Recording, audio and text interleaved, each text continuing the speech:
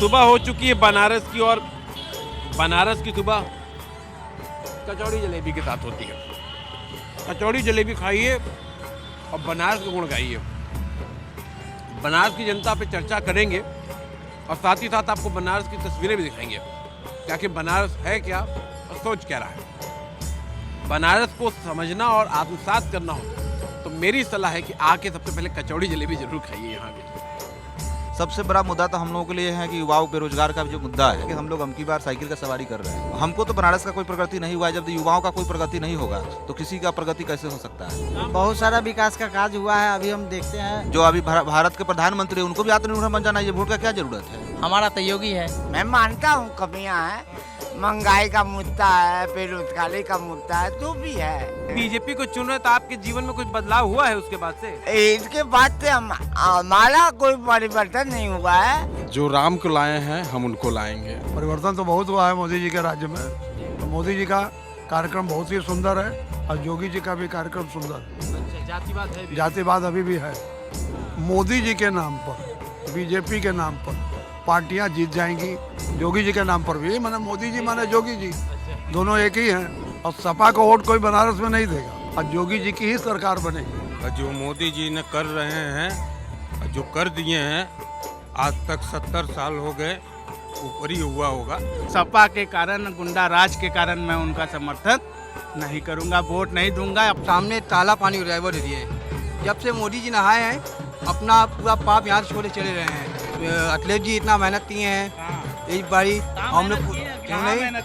ये मोदी जी नमक डाले हैं, आज काम नहीं दिए, नमक डाले हैं। बिहार केवल मोदी जी हुआ है, बिहार योगी हुआ है, आम जनता नहीं हुआ है। कोई भी बात काम नहीं मिला। बेरोजगारी, महंगाई सहन सीमा पे है, आप देख लीजिए। गुंडा सबसे बड़ा योगी जी हैं। नोटबंदी सही था कि गलत? नोटबंदी एकदम सही था, फर्स्ट क्लास था।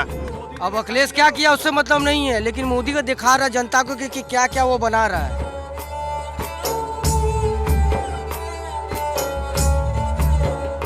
इस वक्त हम मौजूद हैं बनारस के घाट की तरफ जाते हुए। यहीं से रास्ता आगे जाता है काशी विश्वनाथ मंदिर के लिए।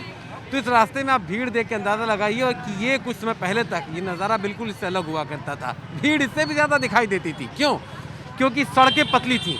ये बहुत चौड़ा हो चुका है। ये पूरा इलाका जो देख रहे हैं यहाँ से वहाँ तक का, अगर आप दुकानों के ऊपर देखें लाल रंग से जो पूरे लिखे हुए हैं, ये सब पहले नहीं हुआ करता था। ये सब एक तरीके से बदलाव किया गया है। बनारस की सड़क यहाँ इस तरह की नहीं हुआ करती थी। गली की नीचे पत्थर तो होते थे लेकिन ऐसे नहीं होते थे।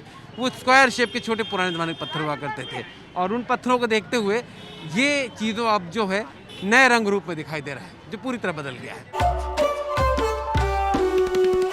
अब की बार किसकी सरकार का काफिला पहुंच पड़ा है बनारस, और बनारस को जानना हो तो बिना घाट के आप जान ही नहीं सकते। कहावत है घाट घाट का पानी पीना, और घाट घाट का पानी पीना यहाँ के नागरिक बड़े अच्छी तरह से जानते हैं। हर दल को जानते हैं, परखते हैं। तो इन्हीं से जानते हैं कि इस बार वो किसको परख रहे हैं, किसको जान रहे हैं। ये बताइए यहाँ का सबसे बड़ा मुद्दा क्या लग रहा है आपको बनारस का? सबसे बड़ा मुद्दा तो हम लोगों के लिए है कि युवाओं बेरोजगार का जो मुद्दा है, सबसे बड़ा मुद्दा है।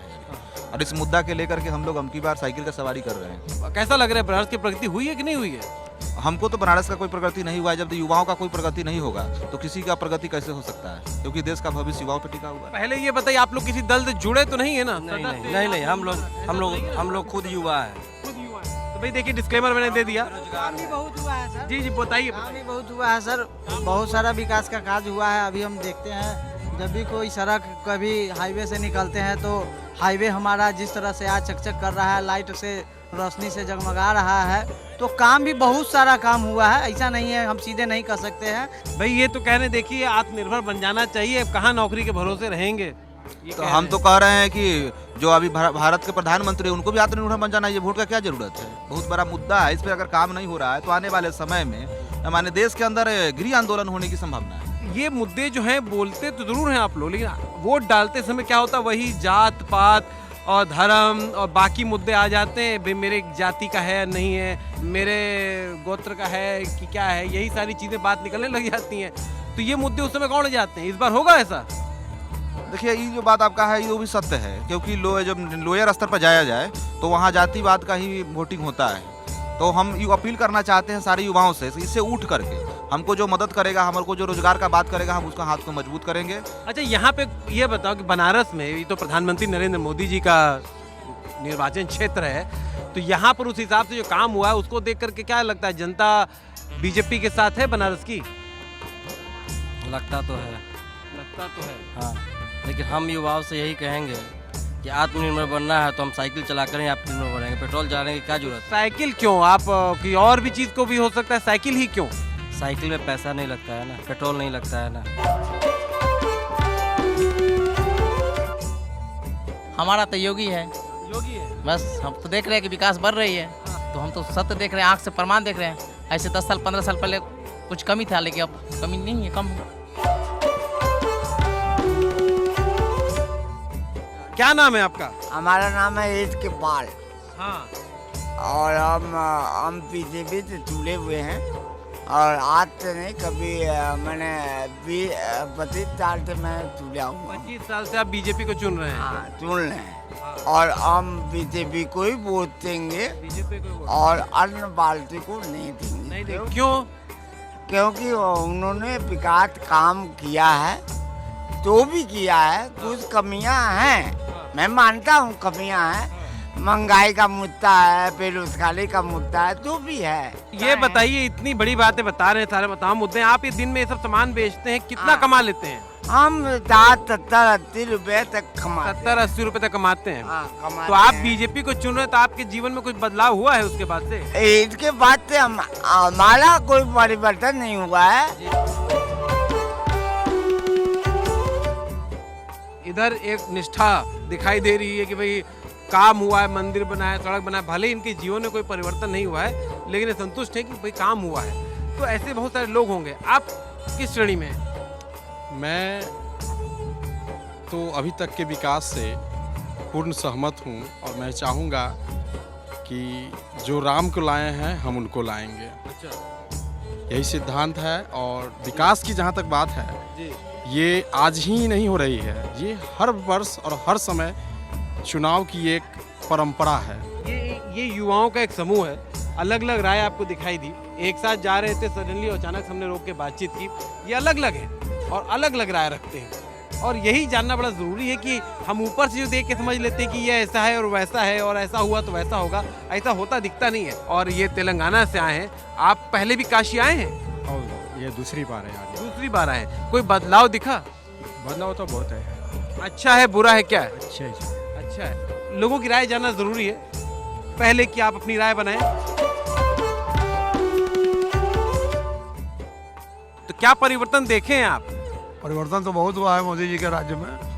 यहाँ पर देखिए सारी चीज़ों का निर्माण अच्छा हो गया, सारी मंदिर देखिए सुंदर बन गया, कॉरिडोर बन गया, सड़कें अच्छी हो गई, और सबसे बड़ी बात है कि बिजली पानी की व्यवस्था एकदम दुरुस्त है। तो मोदी जी का कार्यक्रम बहुत ही सुंदर है और योगी जी का भी कार्यक्रम सुंदर है। घाट की सफाई भी अच्छी हो रही है, रोज़ यहाँ कम से कम 50 बार झाड़ू लगता है। अब रह गई सवाल कि थोड़ा पब्लिक जो है वो महंगाई के लेकर चिंतित है, बेरोजगारी। अच्छा, एक चीज़ और था कि इनके घोषणा पत्र में बेरोजगारों को रोजगार देने की बात थी कि जो पढ़े लिखे हैं उनका इंटरव्यू केवल हो, योग्य हैं तो उनको सर्विस मिले, लेकिन जो वो आधार नहीं है, उसमें जो लड़के बेकार हो रहे हैं। अच्छा, जातिवाद है? जातिवाद अभी भी है। जातिवाद के हिसाब से शेड्यूल कास्ट के लोग जो है उनका 65 नंबर है, उनका हो गया। हमारे लड़के का 98 नंबर, 94 नंबर या 88 नंबर है तो नहीं हुआ। ये सब चीज़ों की असुविधाएँ तो है। अब इन्होंने स्वरोजगार कर दिया कि अपना रोजगार करो, हर आदमी स्वरोजगार करेगा तो सामान कौन खरीदेगा? तो स्वरोजगार में सक्सेसफुल नहीं होगा। अब बाकी सुंदरीकरण खूब बढ़िया हो रहा है। ये लगता है वो जो मुद्दा आप बता रहे हैं उसकी वजह से बदलाव होगा या नहीं होगा? कुछ लोग पब्लिक में भी रुष्ट है, लेकिन फिर भी मोदी जी के नाम पर, बीजेपी के नाम पर पार्टियां जीत जाएंगी। यहाँ के 8 सीट जीत, योगी जी के नाम पर भी, माने मोदी जी माने योगी जी, दोनों एक ही हैं, तो उनके नाम पर जीत यहाँ हो रहा है। तो सपा के जो उम्मीदवार, उनके बारे में क्या कहेंगे? वो अच्छे हैं, योग्य आदमी हैं, लेकिन उनका टक्कर इनसे है अब की बार, लेकिन वो जीतेंगे नहीं। जीतेंगे नहीं इसलिए नहीं कि वो नया है ना, वो नया कैंडिडेट है। और सपा को वोट कोई बनारस में नहीं देगा, देंगे तो यादव लोग देंगे, कुछ मुस्लिम लोग दे देंगे, कुछ हमारे नाविक बंधु दे देंगे, बाकी जो पब्लिक बुद्धिजीवी टाइप के हैं वो सब बीजेपी को ही देंगे और योगी जी की ही सरकार बनेगी।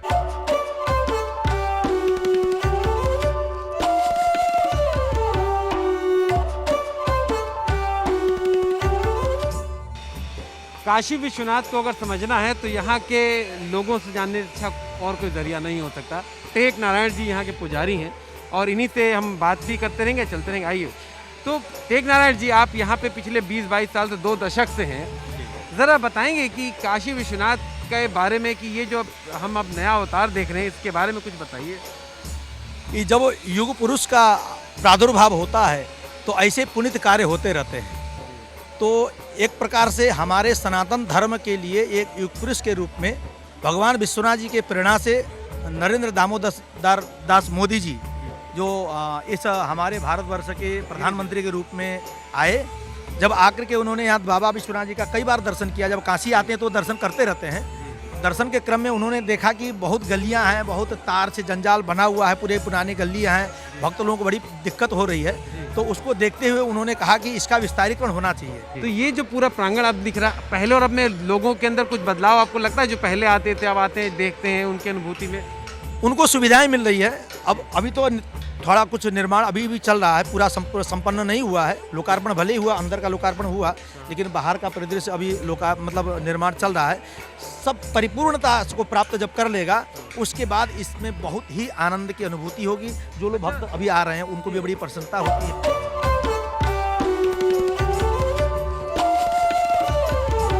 शीतला घाट में इस वक्त जहां हम बैठे हैं वहां पे नाव के लिए लकड़ी को काटा जा रहा है, नाव की तैयारियों के लिए। जो यहाँ तमाम नौका विहार करती तस्वीरें आप देख ही सकते हैं। तो ये इनसे बात करते हैं, इनसे पूछते हैं क्योंकि इस कारोबार से जुड़े हुए हैं।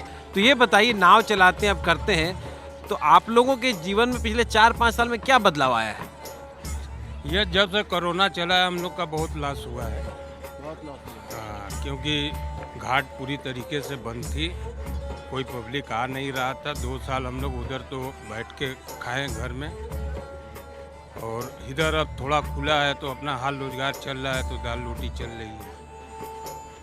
तो अब तो चुनाव होने वाला है और सभी जगह चर्चा है कि भाई पिछली सरकार ने क्या क्या बदलाव होना चाहिए, नहीं होना चाहिए, नए लोग आए न जाएं। तो आप लोग बताइए, आप लोगों का कारोबार, आपके व्यवसाय के हिसाब से आप लोगों के समुदाय में लोगों को क्या लग रहा है? देखिए, हमारा जो अपना विचार है और हमारे जो कुछ लोग हैं उनका विचार है, देश में कोई भी राज्य करे काम होना चाहिए देश का। और जो मोदी जी ने कर रहे हैं, जो कर दिए हैं, आज तक 70 साल हो गए, ऊपर ही हुआ होगा। आज तक कोई सरकार ने ऐसा नहीं किया जो मोदी जी समझ लीजिए कि 7-8 साल में कर दिया।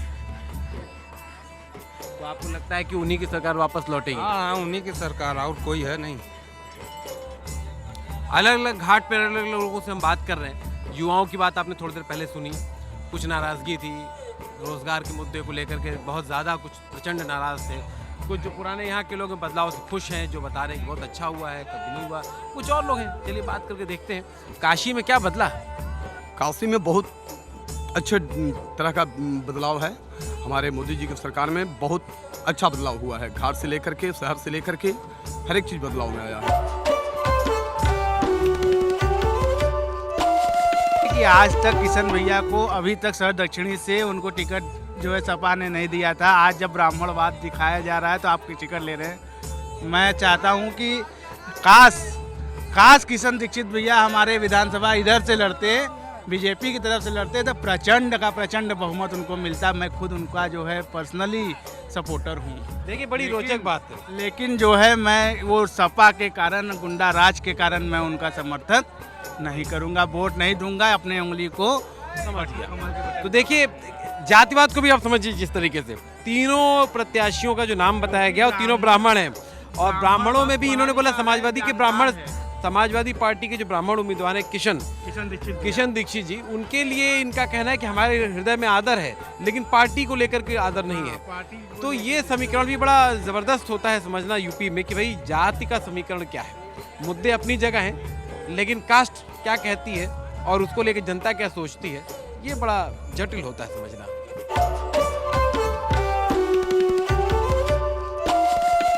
आपकी क्या राय है? ये सब अफवाह है। अच्छा, अफवाह नहीं, अफवाह क्यों? तो दिख रहा है कि घाट पे तो काम हुआ है। काम हुआ है भाई, दीदी सामने ताला पानी हो रहा है वो दीजिए। जब से मोदी जी नहाए हैं अपना पूरा पाप यहाँ से छोड़े चले रहे हैं।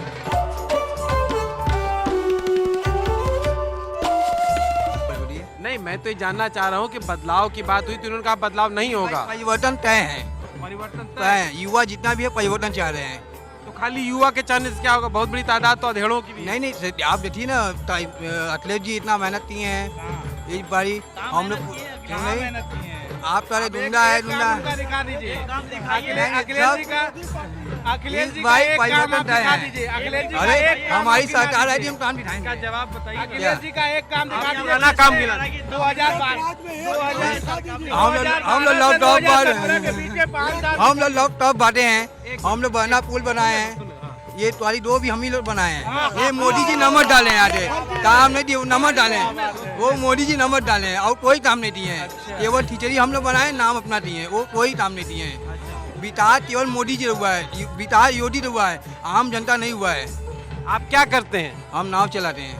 आपके जीवन में कोई बदलाव नहीं हुआ? कोई बदलाव नहीं, अभी तक कोई परिवर्तन। पढ़ाई लिखाई देख लीजिए, कोई भी युवा काम नहीं मिला। बेरोजगारी महंगाई सहन सीमा पे है, आप देख लीजिए।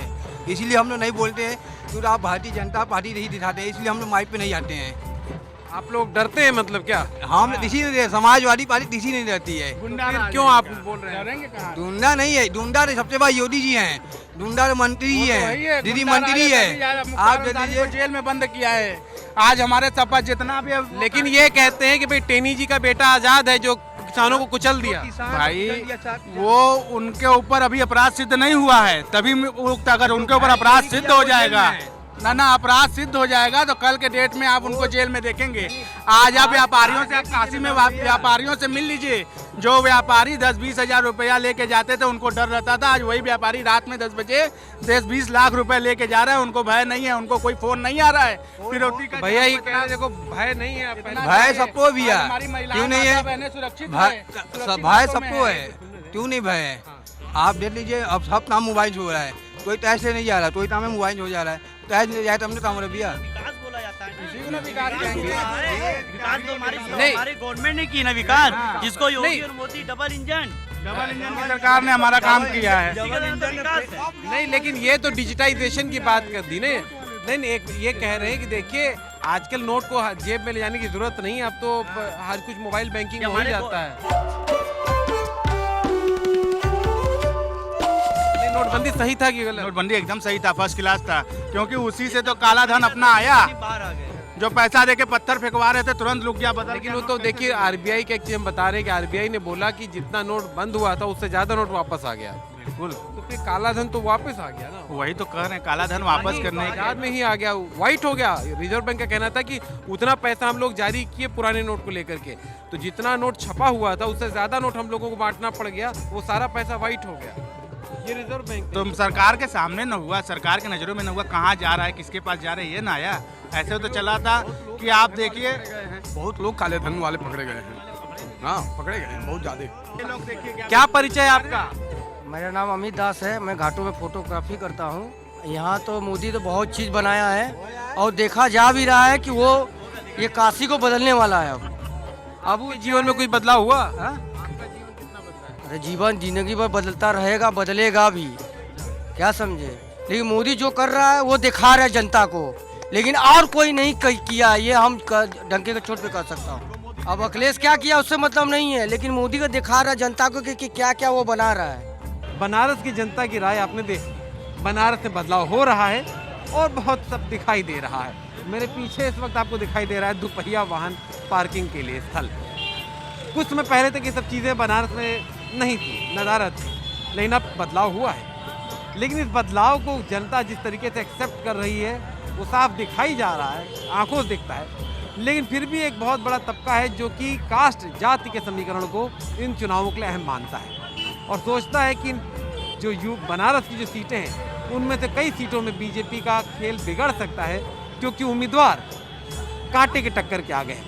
हर दल ने जाति समीकरण को देखते हुए कांटे के उम्मीदवारों को खड़ा किया है, वो एक दूसरे के वोट काटेंगे। लेकिन कितना और क्या प्रधानमंत्री नरेंद्र मोदी का जो असर है इस इलाके में वो जाति समीकरण से धूमिल हो पाएगा कहना मुश्किल है, लेकिन फिलहाल इतना साफ दिख रहा है कि ये यहाँ पर प्रधानमंत्री मोदी के काम का असर जनता मान रही है। कैमरा पर्सन गोपाल के साथ रोहित विश्वकर्मा, एडिटर जी के लिए बनारस से।